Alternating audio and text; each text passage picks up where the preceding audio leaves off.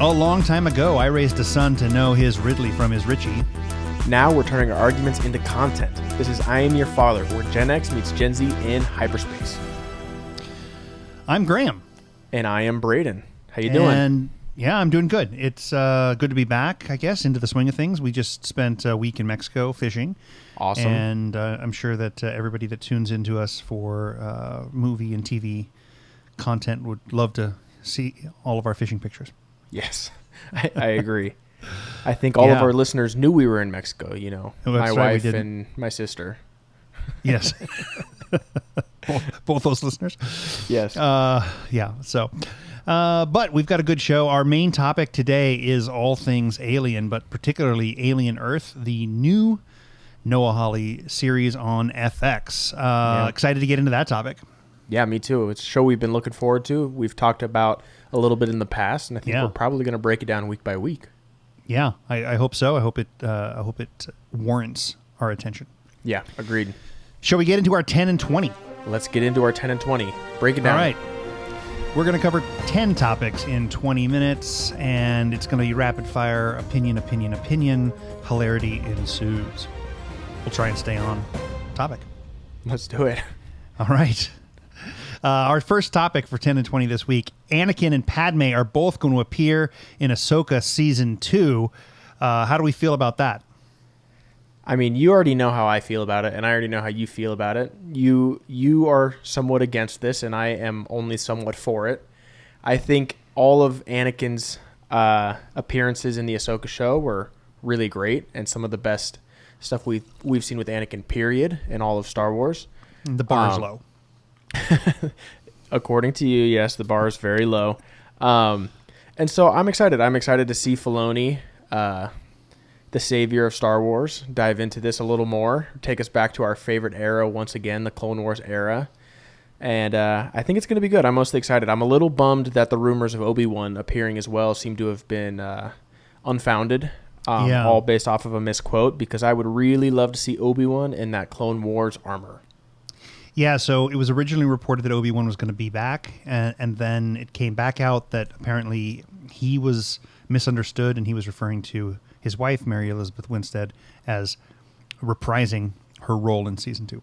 Yeah. But I guess from my perspective, I will say that I'm always excited to see Natalie Portman show up somewhere, but I really don't know how excited I am to see us revisit that whole thing. I know it's part of the Ahsoka situation, so I get it. We need Anakin back again, but let's be real.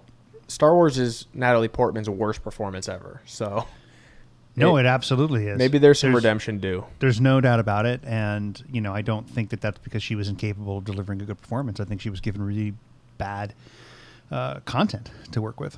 Yeah. Take us into topic number 2, because I don't know much about this, but you do.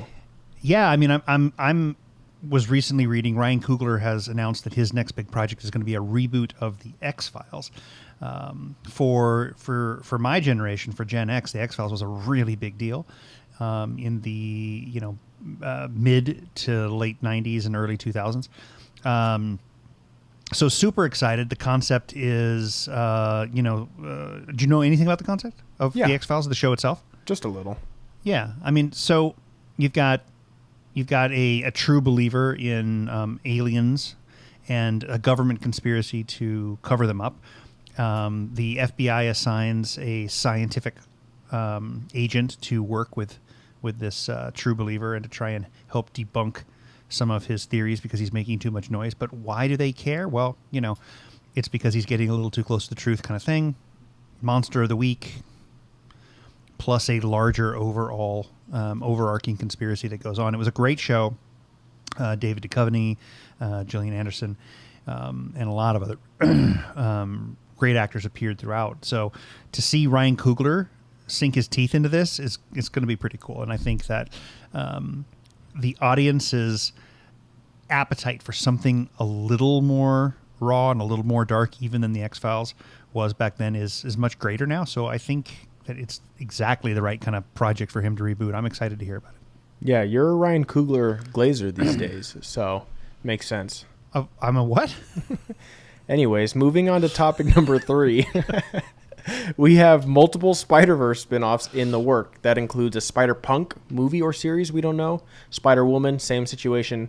And it seems a Venom animated movie as well. I don't know if that one is taking place in the Spider-Verse per se when it comes to the movies. But how do you feel about this? Do you think like they are overextending? I'm a little worried that that's going to be the case. I think that those characters are interesting. I think that Spider-Punk was interesting. I think there are a few other characters that were interesting as well.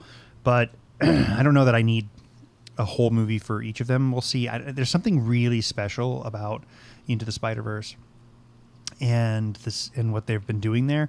I'd rather quality than quantity. So I'm skeptical, but like will Lord Miller be involved in these spin-offs? We don't know yet.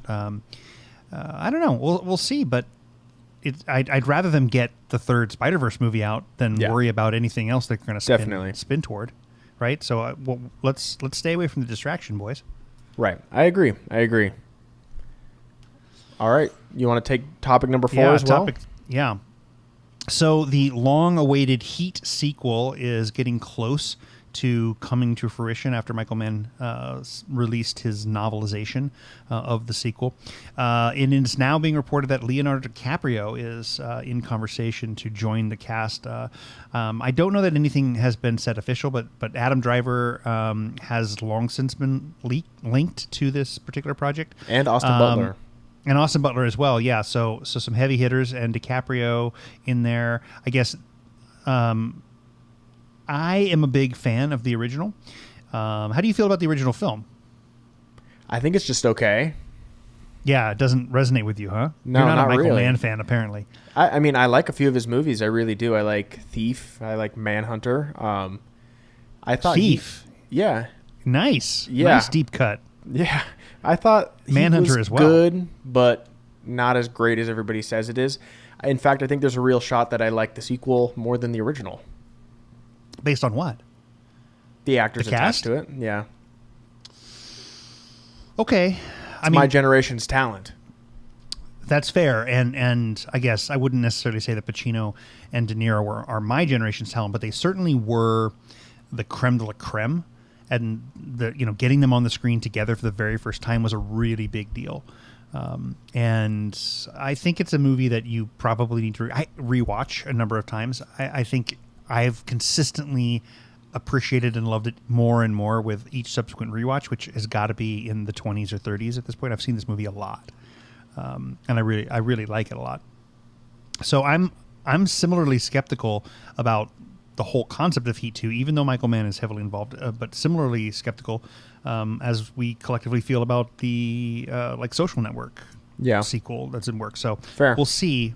They're certainly attracting a lot of attention, and if they get all three of those guys in this film, it's gonna be a pretty big event. Yeah. Total side note. Just rewatched Social Network 2 days ago. Still a perfect movie, by the way. Yeah. In case anybody was wondering, still perfect. Yeah. I feel like I just rewatched it too. I think I even logged it. Yeah, you did. Not too long ago. Yeah, a couple months ago. Yeah. It really is. I agree. It is. Well, I don't give Heat a 5-star, but it's every bit of a 4 for me. And I'll stay optimistic about the sequel. Okay. Fair enough. Topic number 5, we have Matt Smith playing the villain in Ryan Gosling's Star Wars movie titled Starfighter.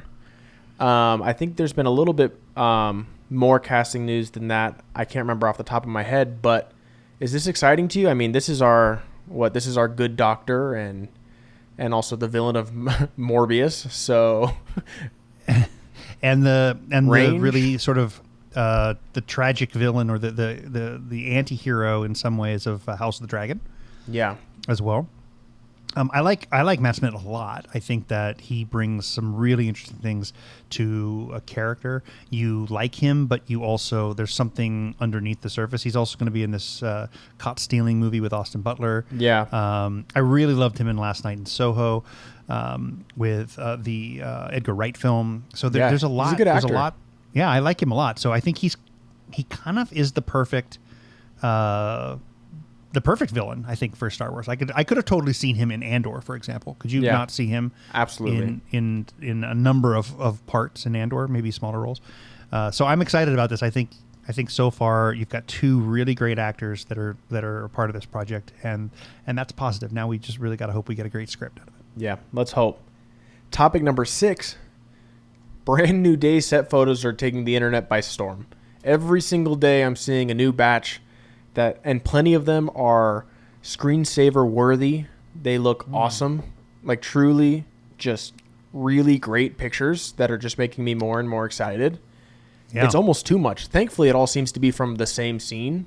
So it feels like that scene is going to be, we're going to have a pretty good idea of what it's going to be. In fact, I'd be willing to bet it's heavily in the trailer just based off of the publicity that it's getting, right?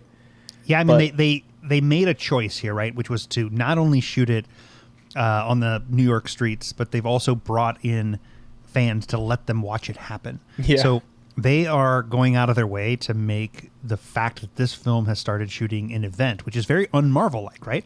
Normally, Marvel keeps everything super secret, but I think that they finally maybe figured out that they can't keep it as secret as they once did. Yeah. And therefore, why not make it an event? Make it a spectacle. I think it's really cool. I saw a video. Somebody was just recording from their dining table out the window, and a tank flies by with Spider-Man on top of it, and there's an explosion. And I just love the fact that it doesn't even look like they're shooting a movie. It just looks like Spider-Man's fighting crime outside their window. It's pretty cool. That's cool. I will draw attention to one specific batch of set photos starring Sadie Sink. I'll give a little bit of a spoiler alert. She's got blonde hair. This seems to be Gwen Stacy to me. Unless, of course, it's Black Cat. You know, they could go that route as well. But I think they narrowed it down a little bit for us there. Yeah, I mean, both characters have the sort of platinum blonde look going on, right? Yeah. I think it could work for either, so I guess we'll still see. But yeah, I mean, I can't even check an email or look at any social media right now without seeing 5 or 6 new pictures from what's going on there. But it's working. I'm excited. It's working. It's making me more and more excited every day. They're not letting me forget that they're working on this movie. No, and it still is a ways away. So yeah, like a year. Yeah, so we'll see if they keep coming back with this. All right, next topic: Shrek 5. Unfortunately delayed. We're now looking at something like middle of 2027, right? Yeah. And you've identified what are the reasons that you're reading for this delay?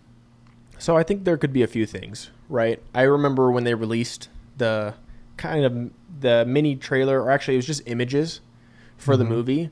There was an immediate backlash to the animation style, as it did not look like the other 4 versions of Shrek we've seen. And on top of that, with Zendaya taking on Shrek's oldest daughter, people were immediately guessing that the movie was going to be, I don't want to live in the swamp, Dad. He's like, the swamp is safe. And then she proves to her dad that he needs to let her go out into the world and be herself. And people were just picking up all of this, guessing all of this right away. And so I think a few things might have happened. One, they might be pulling a Sonic the Hedgehog and reanimating the look of certain characters. Or B, they could realize that movie was still well over a year away from coming out, and people had already nailed and made fun of the plot of the movie. And so I don't know exactly. That's all speculation. But those are 2 ideas I don't think they're ridiculous. So a little of the No Way Home scenario there, where fans luckily guessed how they were going to do the reveal on characters that hadn't even been announced. Right. So they had to change it up. Right. Exactly. Yeah. Interesting. Well, I mean, I think it's been so long. Do you feel like Shrek still has a resonance with the viewers? I don't know. I think it's kind of in a weird place where Shrek's kind of made for people my age, and I might be a little too old to super care about Shrek at this point. But I will say those first 2 Shrek movies are really hilarious and 2 of my favorite animated movies. They're great films, and I'll tell you what, too, the Broadway musical is surprisingly good, despite the fact that you have to get over green paint and the plastic ears on the actor, and some other things. But it's a surprisingly good show with surprisingly good music. They've done a great job of this. I guess I question how relevant, say, Mike Myers and his style of comedy still is right now. I mean, he really hasn't been in much lately. Well, for quite some time. I mean, he's been off the radar for a while. So I'm curious to see if this is going to actually hit with audiences. I think it will. I think the IP still has legs. I mean, the most recent Puss in Boots movie did phenomenal and was like also critically acclaimed. Like people really appreciated that movie. Yeah. So yeah, it was a surprise hit. Yeah, and they're already talking about a donkey movie and all this. I don't know. I think it's that could be a little much, but I'm willing to give it a shot because I like the Shrek movies for the most part. All right. Greta Gerwig's Narnia is an adaptation of The Magician's Nephew. We've got some early releases of some set photos, as well as sort of the realization that they're somewhat modernizing the period from the early 1900s to the 1950s, and also because that pushes everything out, right? Because Lion, the Witch, and the Wardrobe would take place during World War II, and the bombing there. So if Magician's Nephew is being pushed out into the 40s or 50s, then everything else has got to be modernized. So curious, does that mean the Lion, the Witch, and the Wardrobe is taking place in the 80s when she gets to it, or what? Like where are we at? Which I don't know that I hate the idea.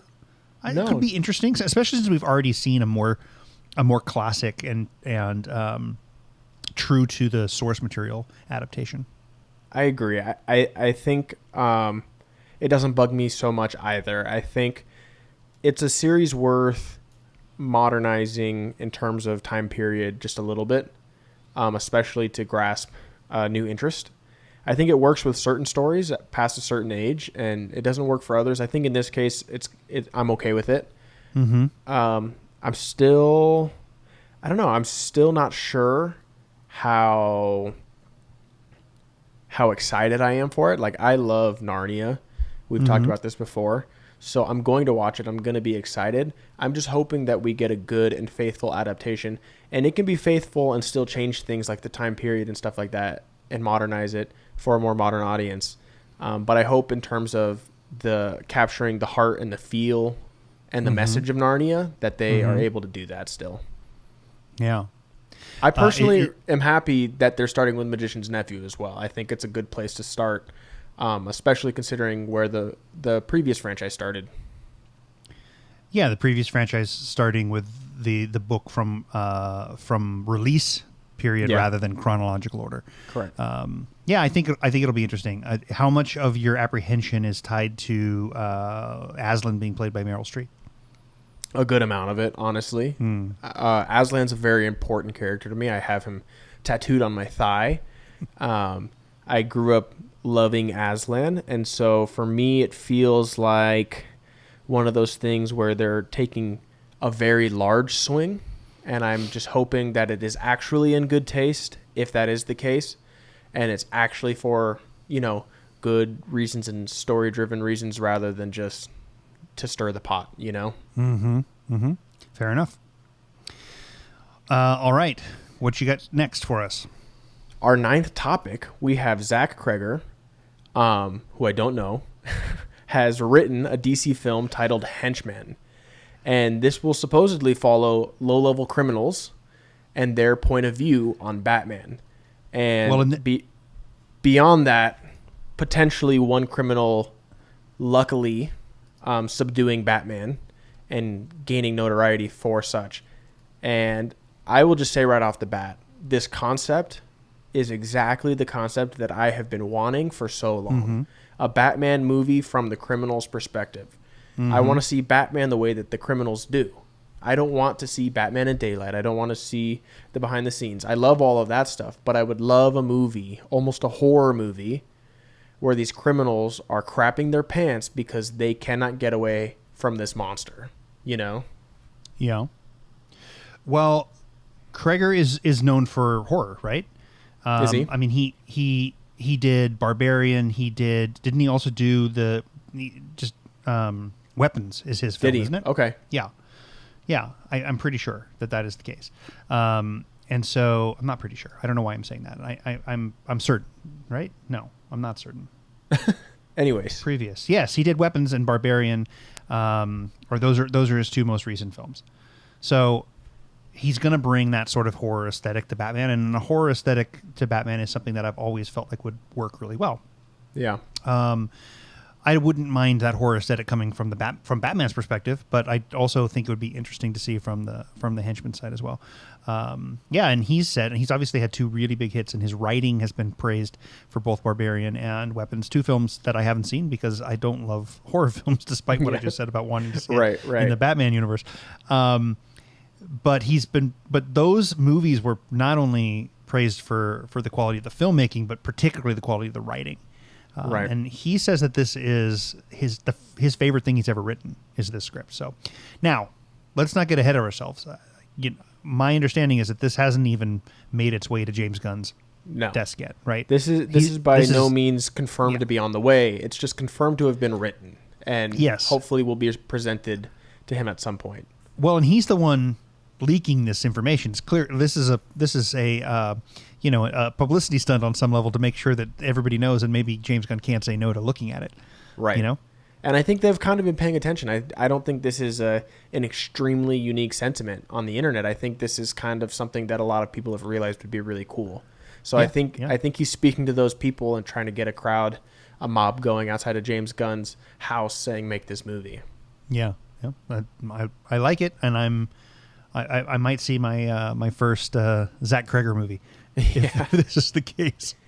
I mean, this semi-segues into our next topic, which is still about Batman, but not the DCU's Batman, the Batman, Robert Pattinson's. And it's being heavily rumored, at least it has been all week, that the Batman Part 2 will feature Robin to some extent, whether that be in the suit or as a kid with his parents tragically dying. Who knows?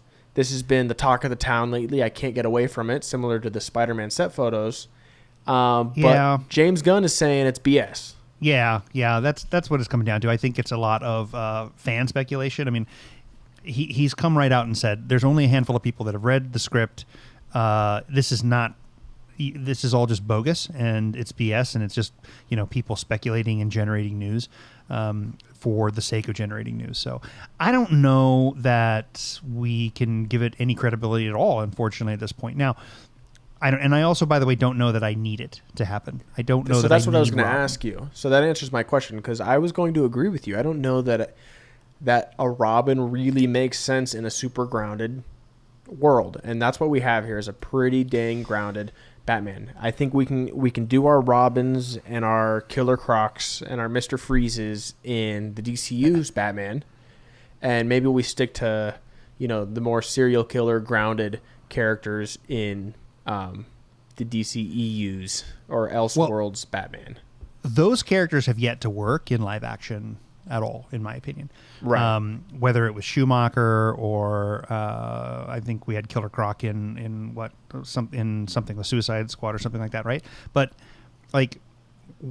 so far, I don't think those characters have worked yet. But I don't think that means that they couldn't. For example, sort of the unofficial intro to Robin that we got from Christopher Nolan in The Dark Knight Rises. I was ready for that to work. The way that he introduced that in a very grounded way, Robin is a totally different version of Robin, but I was okay with that. And I don't know that I would mind Pattinson's Batman having a partner, so to speak, that gives him a different viewpoint on things, and maybe has a different set of skills that helps round him out. But I wouldn't want it to be, the sort of cheesy Saturday morning Batman and Robin kind of scenario where it's like, holy Rice Krispies, Batman. Well, I'll just say this. If the Robin is in fact in Matt Reeves' script, I trust him. I trust him to do it well. It's going to be very unlikely that I don't enjoy the sequel. Yeah. I mean, Robin in the comics was oftentimes very, very cool. Oh, yeah. Robin is extremely cool. Yeah. Robin is honestly one of the coolest comic book characters, in my opinion, especially as he ages up to Nightwing. I think Robin, there's endless potential to explore there, and we've yet to see a good adaptation on screen. And And so I'm kind of saving that for whatever James Gunn is cooking over in his universe, in my opinion. Yeah. How did you feel about the Max show's representation of Robin? What was that? What was it called? Titans? Yeah, at that point he was already Nightwing, and then there were new Robins, and I thought it was good casting with bad writing overall. We got Red Hood. Yeah. There was cool stuff, but as a whole, it's kind of garbage. There were parts of that show that I really liked, and then other parts where I had to just kind of be like, okay, this is a guilty pleasure, and I'm just going to go ahead and accept it. Yeah, for sure. Anyways, we are over time. We are. We have we went a few minutes over. That never happens. Never. Yeah, but good 10 and 20, some good topics. Shall we dive right into our main topic? Yeah, let's do it. We're going to be breaking down all things Alien franchise. We're going to be diving in a little deeper on Alien Earth, the first 2 episodes, and then we're going to give you guys our quick rankings on the franchise as a whole, and maybe some standout moments, standout characters, or big mistakes. Yeah. How about this? Yeah, How about you break down your thoughts on episodes 1 and 2 of Alien Earth, and I will jump in when I feel the need. Okay, sounds good. So I want to start by saying I feel like this is now officially a franchise that has been redeemed. You know, we went through a number of tough years.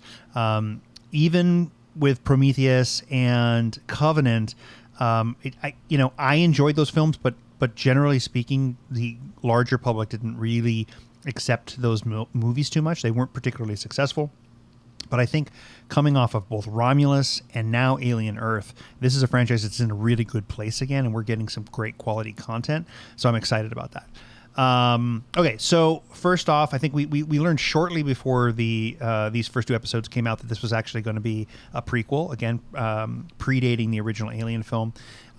We got, and taking that place in 2120, by the way, which is just a few years before Alien. Yeah. Yes. Yeah. Exactly. Yeah. So, and that they were in all likelihood going to somewhat retcon Ridley Scott's origin, two movie origin films, and so I'm really trying to wrap my head around how that's going to work right now. For example, now that we have aliens on Earth, as the title correctly advertised. I've found myself trying to do the math and sit back and go, okay, well, the crew of the Nostromo, they're in cryosleep, right? Because they're only just a few years away, so they're working their way back. They haven't even woken up yet to respond to the distress signal, right? Is that am I getting my timing right? Does that feel right? No, I think the timing works perfectly. I mean, Alien Earth takes place 2 years before Alien, right? Right. And in Alien, Ash receives the transmission that their mission has been altered, and now it is to, take this species and get it back at all costs. To me, this implies that they on Earth know the value, the potential of having the species. So for me, I think it works. I think they were because this was not their original mission incident. Exactly, it was not their original mission, but at some point, probably by the end of this series, we will send that message out, and that crew will wake up and have their mission altered. Yeah, well, I mean, their original mission was nothing of the sort, right? They were a long haul. They were basically long haul truckers in space. Exactly. They had no military mission whatsoever, no government related mission whatsoever. So I think that so far that's interesting. What I will say is the second that this started, and I heard the sound, the very distinctive sound of the computer kicking into life, it was so perfect and so alien to me. The sound, the set design, the art direction of that opening sequence in the spaceship that crashes onto Earth eventually was so perfect. I think my biggest disappointment of the first 2 episodes was that I instantly fell in love with like 5 characters on that ship, and then they're all dead, and it crashes right away. It was quick. Wait, no, I want to know more about them and him and her and like what was the deal? But it felt so right. It was a perfect setup. Yeah, it set the tone, and I agree. I think the opening sequence is nearly shot for shot an homage to Alien, right? Yeah, I mean it's very much an homage. It's very similar, and I agree. The sound design of Alien, the ship and Mother and all these different sounds we hear in the Alien franchise, they're among my favorite ever. They just work so perfectly. And you're right.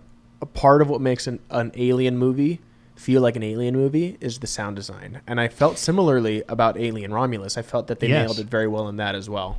Yes, and this blending of the new and the old together, it's similar to what makes the original prequels of Star Wars work, and what, for me anyway, is so jarring about the prequels is just the advancement of tech that somehow is supposed to go backwards. It doesn't make sense.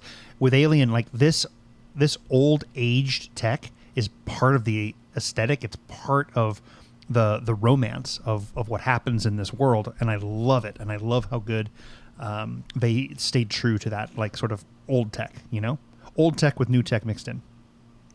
Yeah, I mean, you mentioned that we know that this was going to branch off from the origin that we were given in Prometheus and Covenant, right? Mm-hmm. And I would say that so far this has been more talked about than shown in what we've seen so far, right? I didn't feel that's a good point.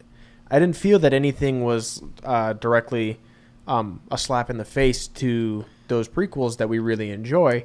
So there could be more down the line, but the director has said that he doesn't so much want to rewrite it as he just wants to bring the novelty and the mystery and the fantastical element back to the xenomorph, right? Rather than it being a weapon, it being more the perfect organism, right? And more a mystery than a designed, aimed weapon. Yeah, I mean, I agree. I didn't really see anything that directly contradicted. So despite the fact that that's been talked about, you're right. It didn't show up in the first two episodes. So I was fine with that. So far, it all kind of matches together.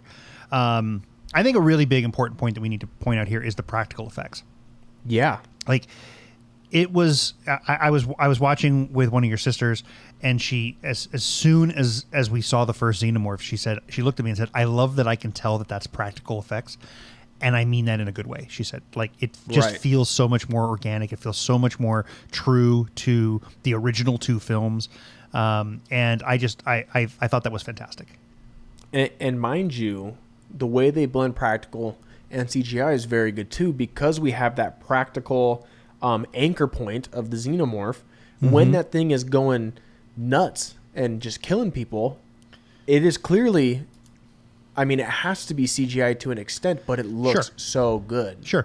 This is the Jurassic Park model, right? Totally. The blending of practical and visual effects in a seamless marriage where you eventually can't tell the difference between the two, rather than just relying solely on the visual effects, the digital effects to make things work. So yeah, I think they did a great job there, and I absolutely love that part of it. Yeah, definitely. And I will say this too, real quick. This show so far has done Alien POV a lot better than Alien to the Power Alien of 3. You know, yeah. Alien cubed. Yes, absolutely. I mean, not to jump on our rankings, but I think that despite his disavowalment of the final product, the David Fincher film is totally watchable, except for the CGI, which is laughable. At this point, the CGI of the xenomorph is so bad that I think you can almost barely watch that film, not because of the story, not because of the performances. There's great performances. There's a decent story. There's some really interesting action and character building, but the xenomorph becomes a joke with the bad CGI. So I'm really glad that we've moved away from that and we're getting some good quality practical effects. Yeah, I both agree with you and disagree with you, but we'll dive into that a little more when we talk about Alien. Alien Cubed. Yeah. Okay, fair enough. So overall, we really like the look and the feel of this. It feels right. Definitely. Yeah. I would go so far as to say that this whole idea of the old tech and this whole idea of really making it feel true, I think that in what I've seen so far, they almost maybe did a tiny bit better job than Romulus, as much as I liked Romulus's version of that as well, because I think that's one of the things that makes Romulus so good. But I thought that opening sequence particularly was just so perfect. Yeah, I mean, I think Romulus definitely contained itself a little more. Like, that takes place primarily in two places, right? The planet and the ship. Yeah. And so far in Alien Earth, we've been kind of all over the place. many different settings and environments. And I don't know. I think I both agree and disagree with that statement. I think when we're seeing familiar, it's really good.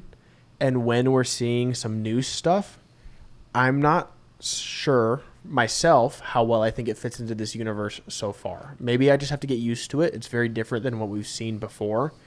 Yeah. But this kind of leads me into another minor critique I have. And it's not even really a critique, more so a concern, is I'm wondering how well this will work in a television format rather than a movie format. It's going to obviously be several episodes, and so far it's working for me, or it's not working.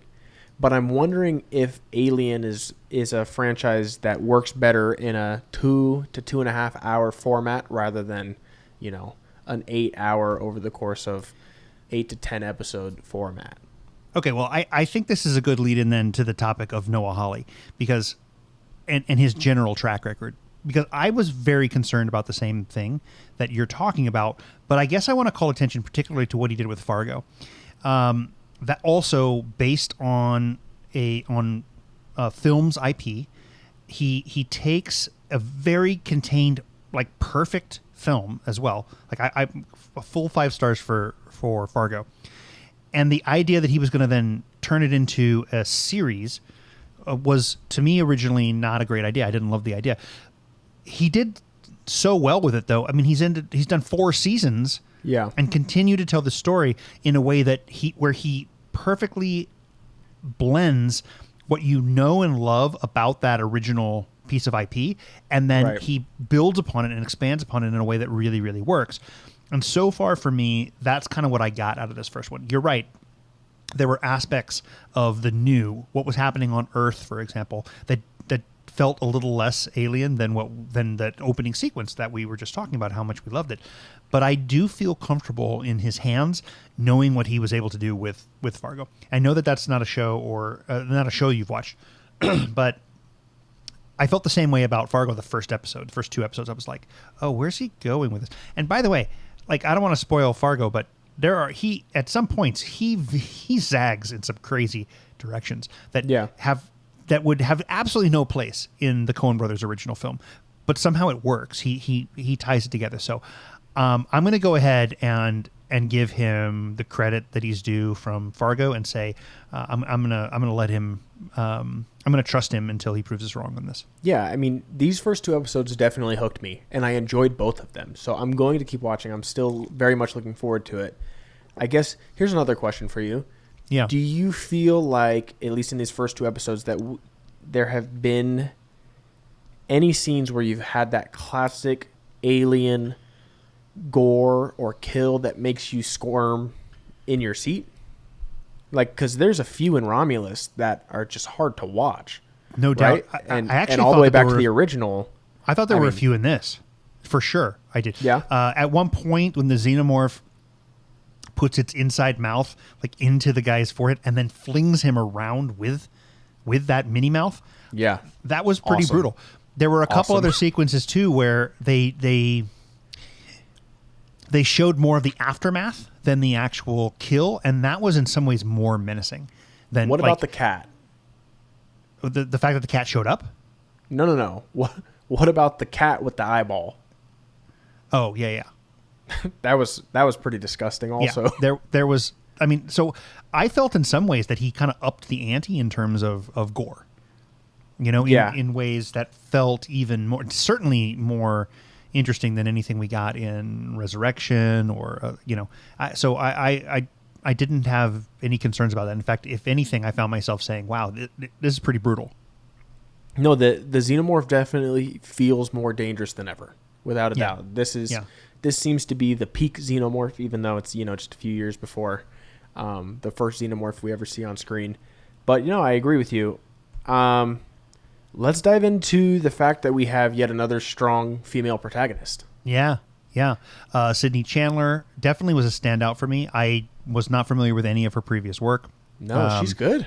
But I'm instantly captivated by her character, by what she brings to the table as a performer. And yeah, I mean, this fits perfectly in with Ellen Ripley and Elizabeth Shaw, Daniel's reign. Like this is a franchise that holds really true to the idea of a very strong female protagonist, kind of reacting to the gluttonous corporate greed of the men around her, and the machismo about being able to control this entity.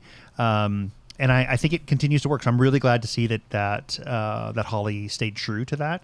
I mean, Ellen, it's hard to underscore how important Ellen Ripley I think is to film history, and I'm really glad that they've continued to stay true to that, and the show does as well. Yeah, all the way through the franchise for the most part. Yeah. It's it's good stuff. Yeah. I mean, you could argue that Covenant starts to stray a little bit from it. I mean, we do have Daniels, but it's almost a little bit more of David's movie in a lot of ways. And I think which in one case I'm not upset about, because I love Michael Fassbender in that performance. I do too. I think he's great in it, but I think that's the one area where they stray. But Daniels is a good strong character. So I have a question for you. Yeah. Did you see that they are releasing an Alien versus Captain America crossover comic? I did see. It's one of those where I kind of had to just like set it aside and say, I will revisit this in a few weeks as it sort of settles into my brain. I'm not sure that I love the idea of juxtaposing such iconic franchises together. I was never a huge fan of the Alien versus Predator juxtaposition. Right. So I don't know. We'll this feels even more out of left field. What do you think? I mean, you were one of the world's foremost Captain America fans. Yeah. Do you want to see Captain America go up against the Xenomorph? Kinda. I kinda do. Here's an even nerdier question. Yeah. I mean, is there acid blood cutting through his shield? It's a great question. I don't know, man. I don't think so. Hey, is the Xenomorph's teeth, the original adamantium or vibranium, is that where we got vibranium from? Maybe. I was mixing up my precious Marvel metals there. No, it's okay. It's okay. I think regardless, I'm gonna have to read this. I mean, you just gotta, like you said, look at it as its own thing. Not everything has to be interconnected. Not everything has to be canon, right? And I think as its own thing, this could be just kind of fun, like a strange thought exercise. Yeah, exactly. Yeah. It's just a thought experiment. Right. Not much different than the Deadpool Batman series that they've announced. Right. But that makes a little bit more sense than, because they're both superheroes. Yeah. Right. Yeah. So We'll see, I guess. I don't know. I think it's a little weird.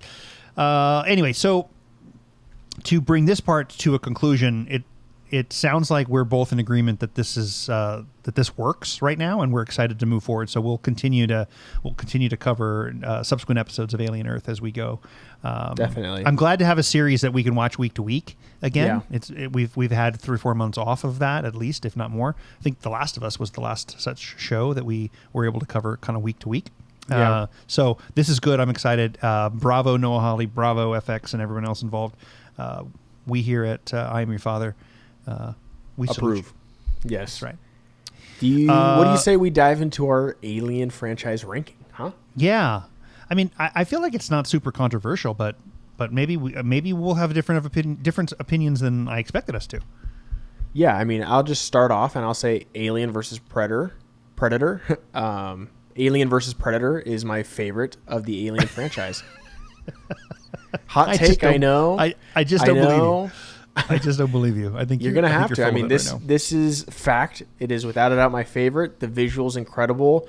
The rewriting of the lore is very interesting. I really love those classic Predator movies. So getting to see those Predators on screen with the Xenomorphs, perfect.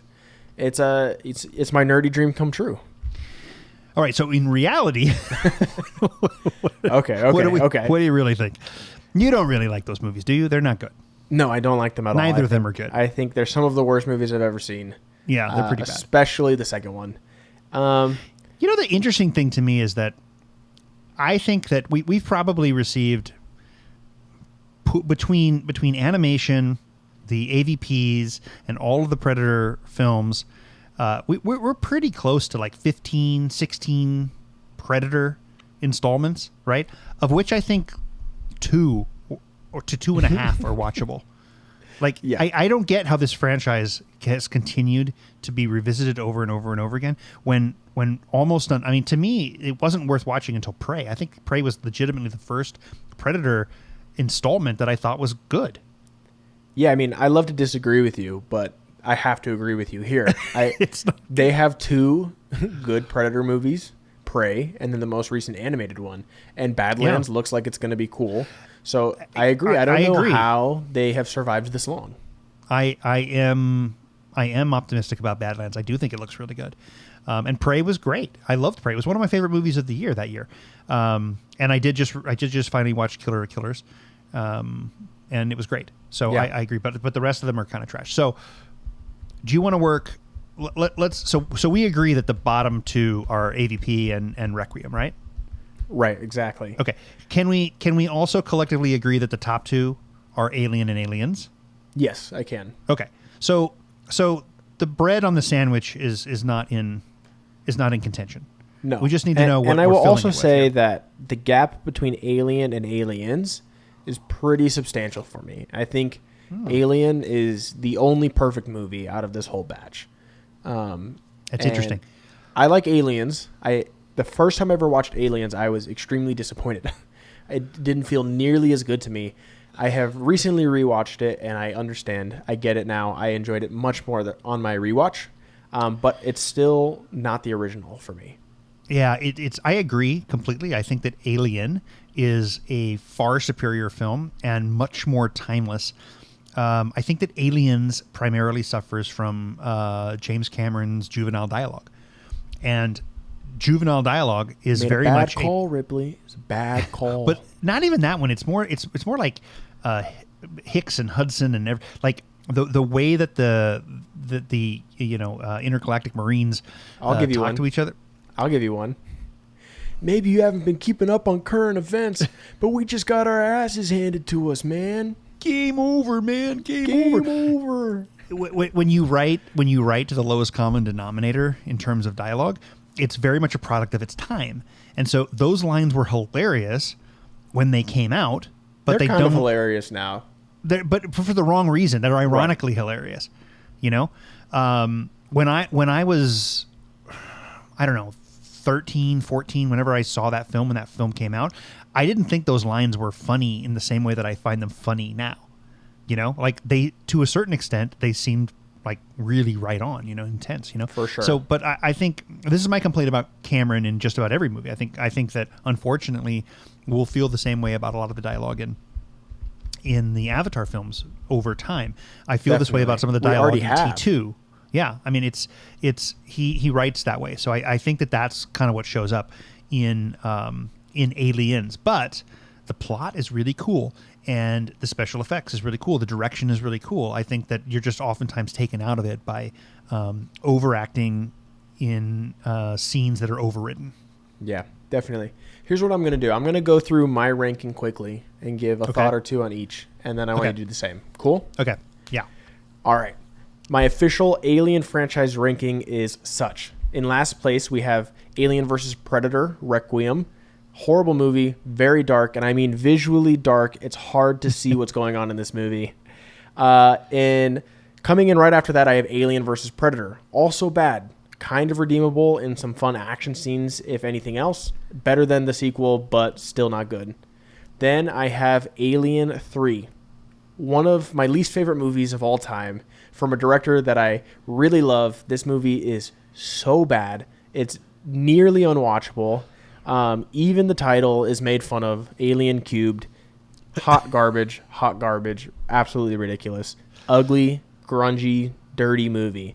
Next, I have Alien Resurrection. You might be surprised. I think it's better. At least it's corny. At least it's ridiculous. Visually, it's much more interesting, in my opinion. Though it's not very memorable other than that weird mutant alien, the newborn. You want to see more of Ellen Ripley dunking a basketball? Exactly. Yes, that works for me.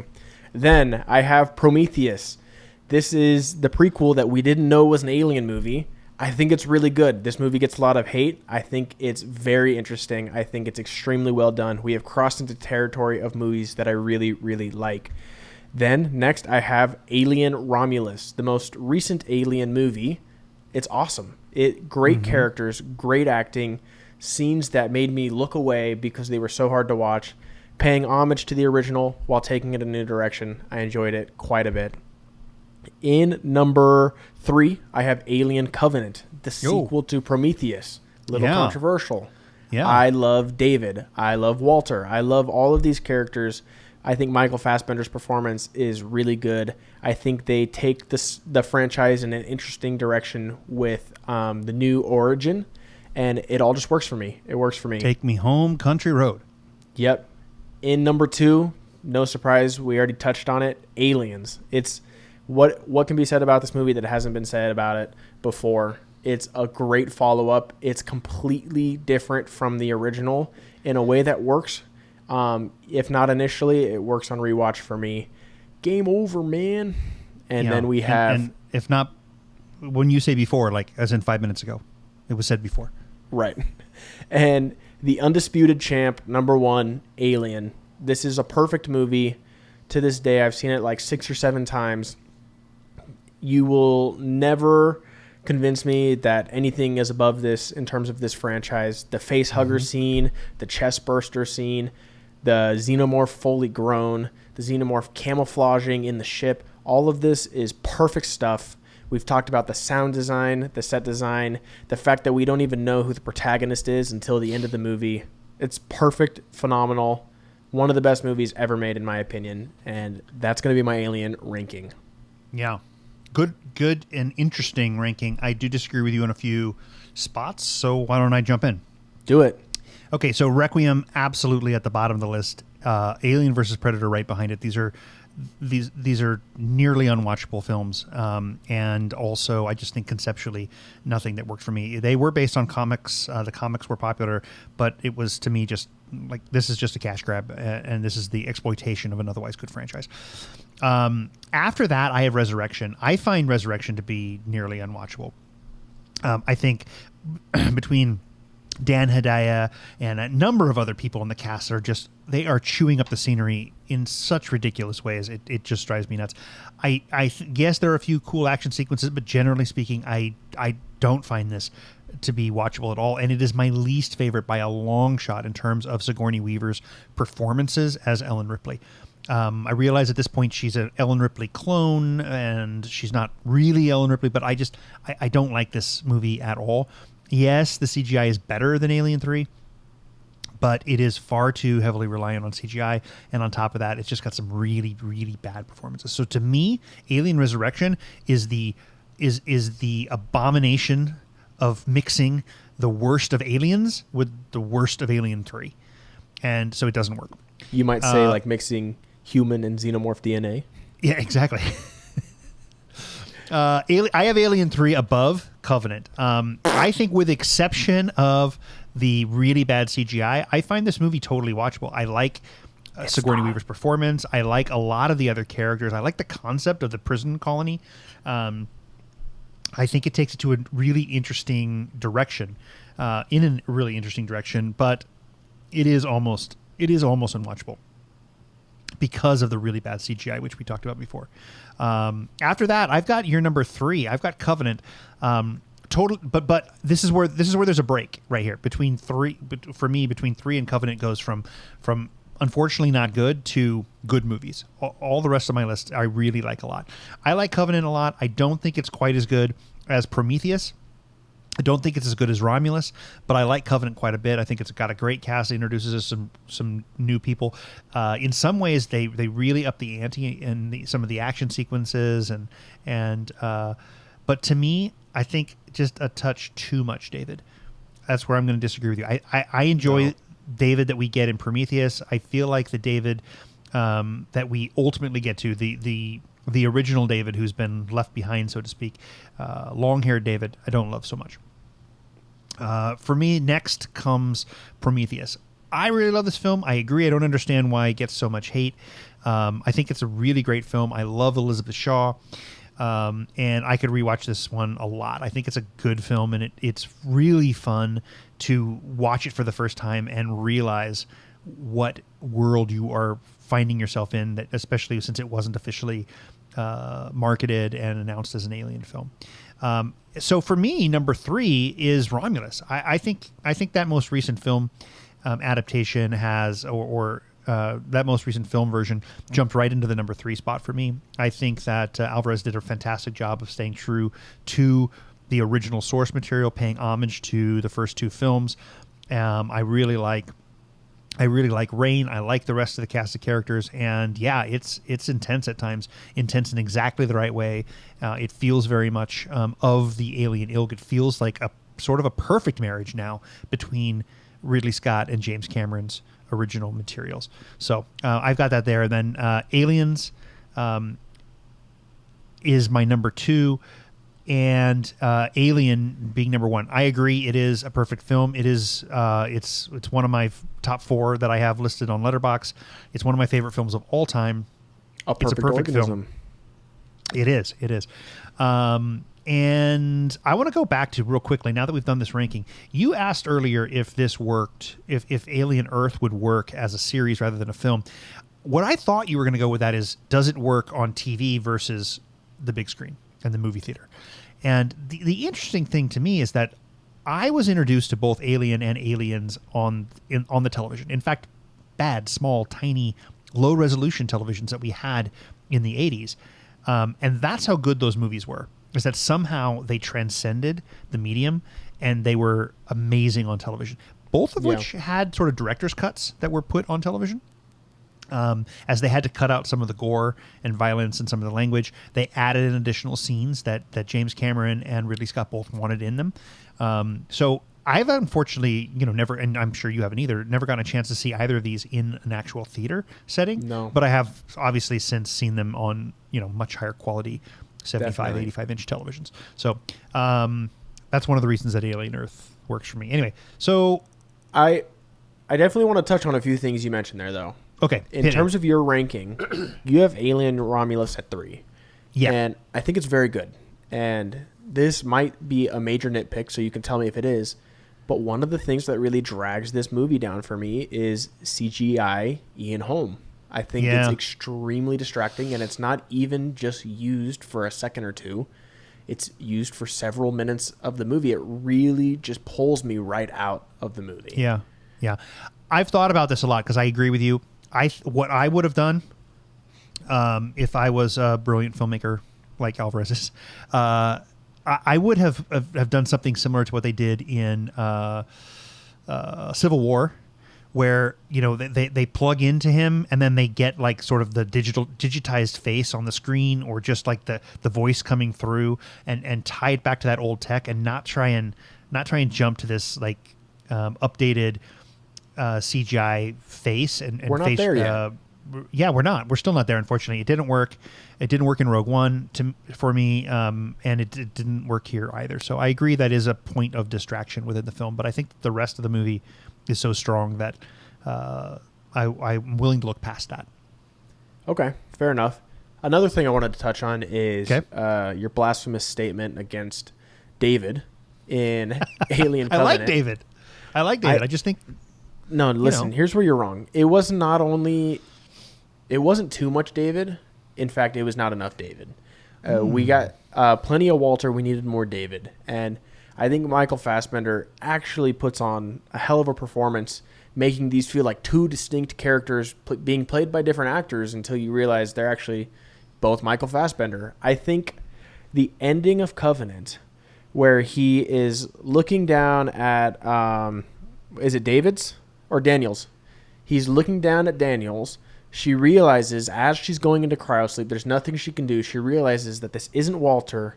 It's David looking over her. She screams. She panics. She realizes she's going to die, and there's nothing she can do. And he just looks down with that heartless look in his eyes. He walks into the room where they have all the different life forms from Earth being frozen and being ready to populate a new planet. And he puts in the little facehugger embryos into the storage. And I think this is just honestly one of my favorite endings in any of these movies. I think it's an incredible ending, and I find it extremely criminal that we never got the completion of this trilogy. Yeah. Because I mean, that is just incredible setup for wherever we're going, and we would have even more time to see a fully realized David and see where this full arc really comes from. So, I mean, I agree with a lot of what you're saying. I don't dislike David. I just felt like it was a little too much in that direction. But that ending is fantastic. There's no doubt about it. It's a great way to end that film. And I do really love that film. It is just at the bottom of my favorite Aliens films. And only because I feel like Prometheus and Romulus and the original two are so strong. But you would still say you really like it? Absolutely. I really like Covenant a lot. Yeah. Okay. Fair enough. Yeah. Well, here's two more quick things I'll say. Okay. First of all, I would be remiss if I did not mention the fact that Alien has maybe my favorite tagline of all time. Oh, yeah. That being, in space, no one can hear you scream. Yeah. I think that is just genius. I seriously struggle to think of a tagline for any movie ever that has stuck with me like that one has. Can you, off the top of your head? Yeah, there's one only that stands out to me, and it's from a similar timeline, but it's the one from Jaws. You know, just when you thought it was safe to get back in the water. Yeah. You know? And that might have technically been the tagline for Jaws 2. But either one, that one has stuck with me forever. Right. But I agree. Yeah, I think number one is in space, no one can hear you scream. Here's another question for you. I think for the tag for the bumper for this episode, it should be in space, no one can hear you podcast. Okay, sounds good. I'll edit that, make it a little better, probably. Here's a question. What do you mean that was the perfect? How are you going to make that better? It was okay. Were you aware of the fact that the different versions of the xenomorph that we see have different names? Or have you just always referred to them as xenomorphs? I mean, I refer to them as xenomorph sort of in total, but I do know that, yes, we have different names for different versions. And when you say versions, you're talking about versions of mature adult xenomorph, not our, facehugger larva phase and our egg phase, right? You're talking about full, yeah. I'm not talking about facehugger, chestburster, and then xenomorph. Yeah. Not the life cycle, but more so the evolution cycle of the xenomorph. Yeah. I've seen them written down in some places, and they make sense. But I can't say that I ever committed them to memory necessarily. Okay. Well, Do you feel like any of them are worth discussing? Yeah, I think some of them are pretty cool. So I figured I would just educate you a little bit real quick. Okay.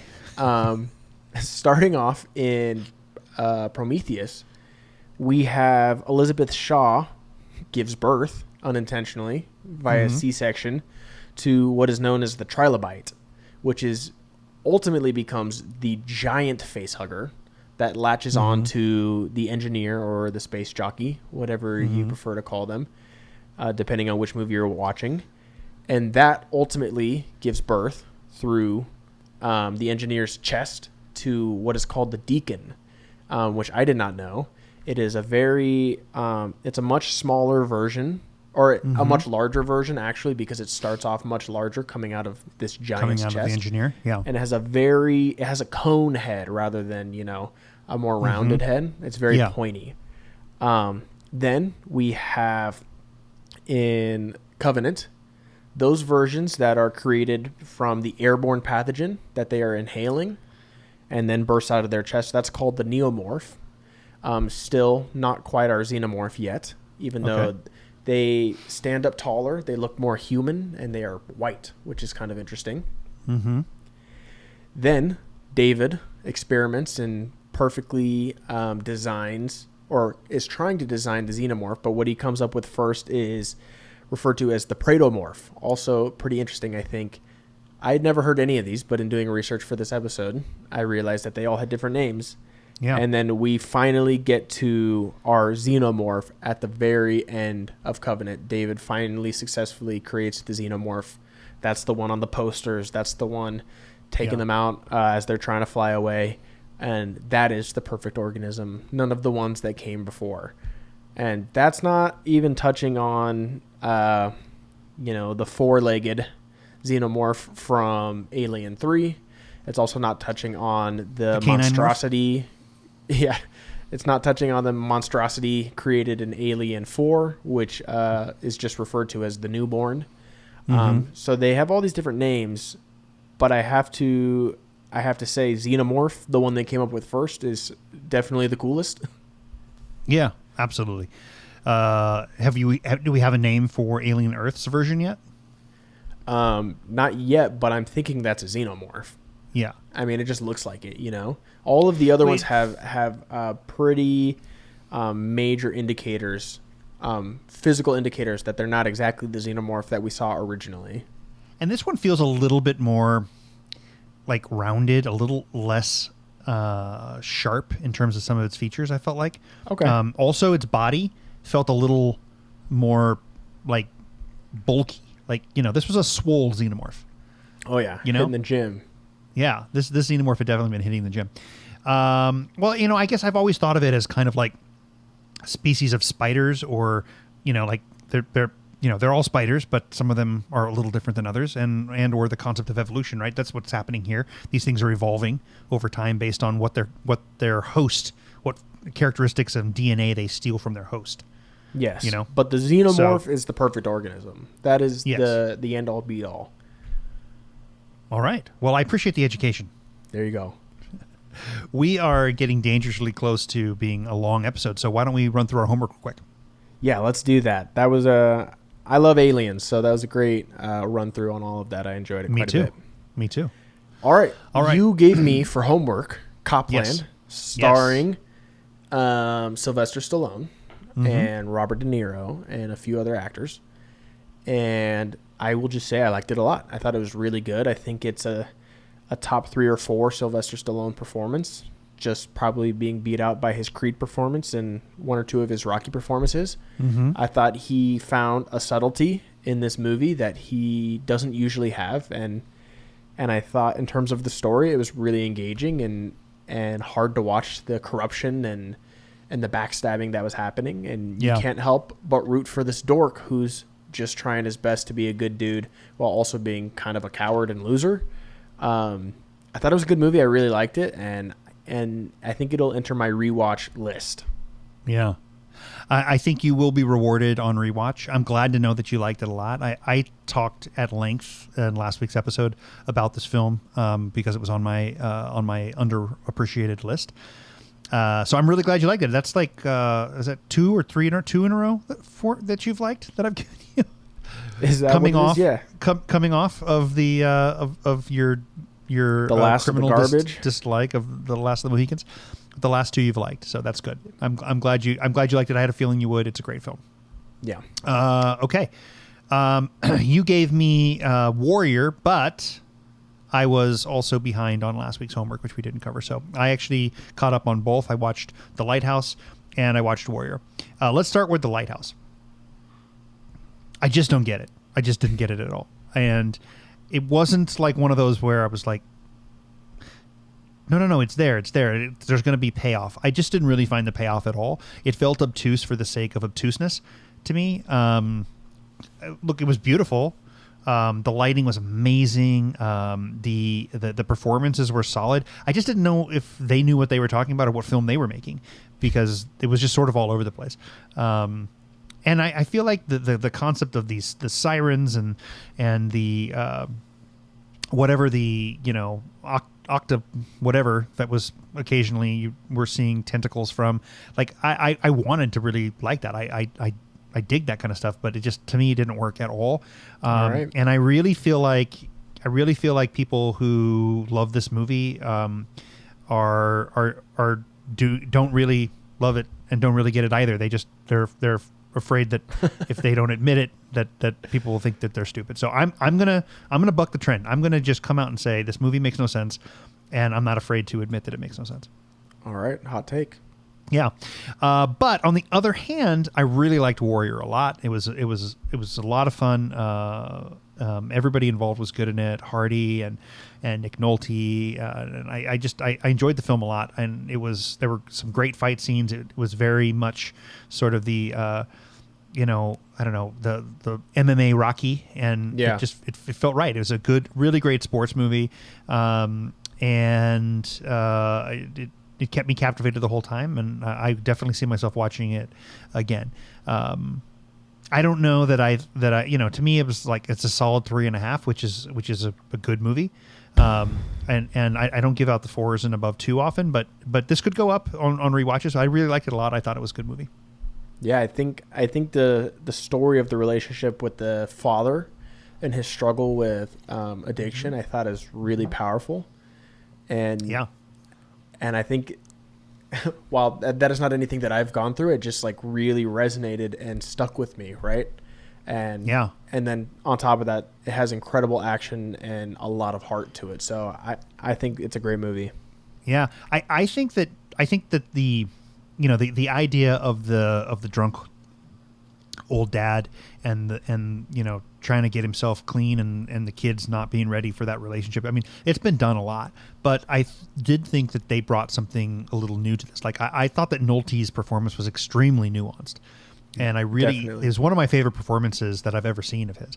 But the relationship that really caught me off guard, that I didn't see coming, was the idea that these two brothers had to figure out in their childhood and how to cope with their father's alcohol addiction, and they did so in different ways that worked for them, or at least it worked for one brother, not so much for Hardy, but it also created a wedge between them that was almost unrepairable, right? And that really speaks to the collateral damage and that drug and alcohol addiction can really put on relationships and on families. So that one caught me off guard and definitely I found surprising. But all of the relationships with his wife, the relationship with the trainers, the relationship with his father, the brothers, I thought it was really well written, and it was very human. Can you just assign it to me this week so I can watch it again? Unfortunately, not. I'll tell you what you are going to watch this week. I'm going to go back. I'm going to go back to a classic. I will only say that this is a film with an extremely high 96 Rotten Tomatoes score, and it is called Wait Until Dark. It's based on a play, and I know that sometimes you like those films that kind of like hone in the setting into like one location. Yeah, that's more or less what you get out of this. It is I'm going to call it a mystery thriller, and I'm going to leave it at that. I'm going to leave it at that. I'm going to give you no others, but it is a classic. It's an older film. Came out in the 60s. But I think you will really like it, and I'm not going to tell you anything more about it. Yeah, I'm going to give you even less. You're watching a movie called Stay, and it stars Ewan McGregor. Okay. And you mentioned this one last week, right? Yeah, I did. In an honorable mention for the most underrated movies. It's a trippy movie. That's all I'm going to give you. All right. This is not a 10 out of 10 or a 9 out of 10. I don't even know if it's an 8 out of 10, but I think you're going to like it. I think you're going to enjoy Ewan McGregor. I think your mind's going to be bent, and I think it's a good movie. So that's all I'm going to say. You know that I don't think that too many are 8, 9, or 10 out of 10. So even if it's a 6 or a 7, that's not bad. Yeah. Yeah. All right. Well, I'm looking forward to. Do you know where I can find that film? Where any of our audiences can find it? Okay, so it's available on Hulu. All right. If you guys want to do my homework with me, then watch Stay this week, and we can talk about it next week. Yeah? Yeah. Do you think that it's possible that we've ranked and debated and disagreed, though not about who shot first, right? Yeah. It's just all another day in the galaxy. Yep. So whether you're Gen X, Gen Z, or somewhere lost in the timeline, please continue to listen, like, share, and subscribe to I Am Your Father. Until next episode, remember that with great power comes a great second breakfast, but winter is also coming, so may the Force live long and prosper within you. This is the way. All right, thanks for listening. We will see you next week.